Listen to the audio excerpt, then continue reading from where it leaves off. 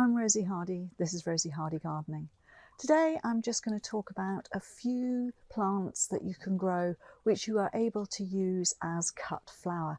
Now these may not be the obvious plants for you, but they're slightly more off the beaten track type ones. I'm not going to say that I'm a brilliant flower arranger, but I do quite like having flowers in the house, and it's usually when we're cutting back or pruning plants that you end up with a bunch of flowers at the end. And it's quite amazing how many different flowers and plants and leaves from them will actually last in a vase and look really good.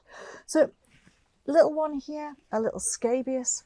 This is Scabious ochroleuca, and look, absolutely beautiful. It's a columbaria type. It has lovely base here, really wiry stems. It looks fantastic in the garden. And at the moment it's got flower, it's got buds, it's got seed heads. And what I quite like about this is you can go around and deadhead and take all of these seed heads off, or you can leave it on the plant because they still look architectural. But the seed heads like this will last in a vase as well as the flowers. So if your plant has got to a point where it's a little bit untidy and unruly, you can cut it back and then you've got a load of flower there, which is great for putting into a vase. Absolutely fantastic. Scabiosa ochroleuca. Really, really lovely. Oh, doesn't want to say goodbye to its friends. Then something which are grown for their foliage in the garden, but people forget about the flowers, are Heucheras.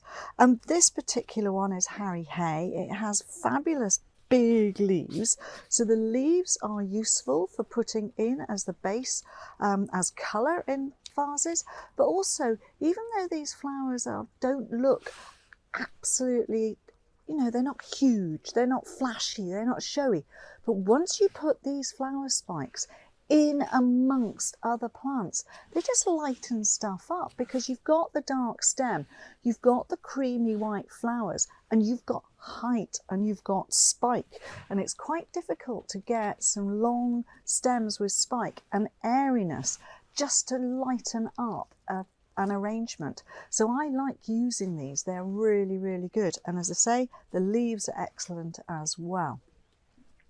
Some plants flower and the flowers can be used, but also the leaves are really great to use.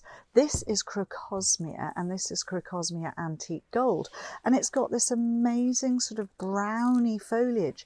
Now, a lot of people who do floral art or that sort of thing weave a lot of these leaves, and these will work really, really well, or you just use them as the individual leaves and put them into your arrangements because they're not your normal green colour, they're this lovely bronzy colour. So think out of the box sometimes and just find stuff. And also when you're going and pruning and cutting back stuff, you end up with all this stuff.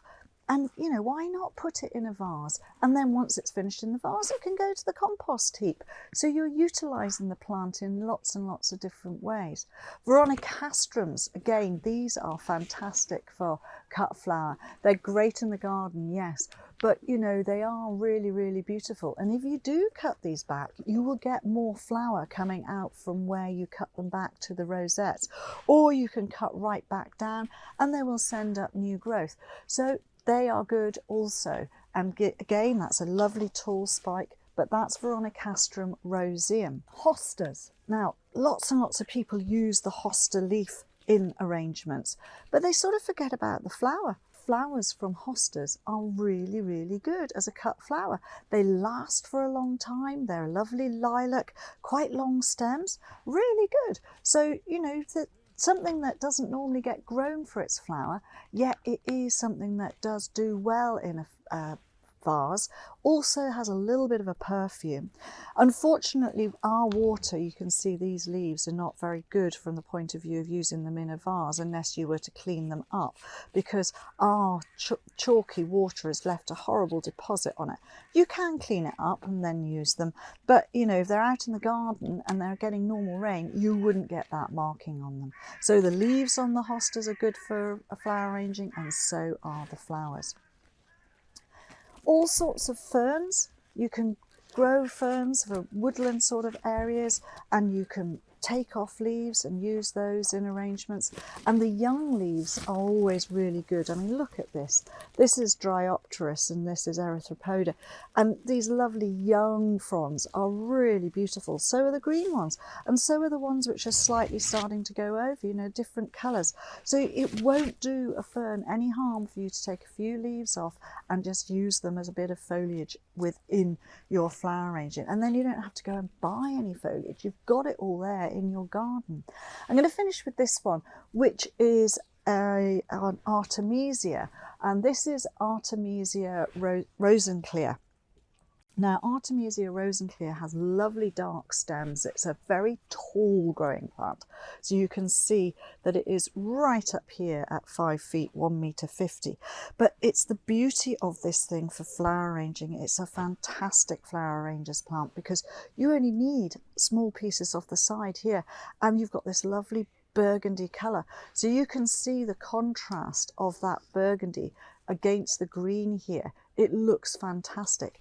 And the more you cut this one back, the more you will get more flower coming up. And it's huge. You know, if you've got big displays to do, then it's a really great one. So that is Artemisia Rosenschleier. That is just a few different ideas of plants that you have in your garden that you can utilise for cut flower. Thank you very much for watching, and please do subscribe to the channel.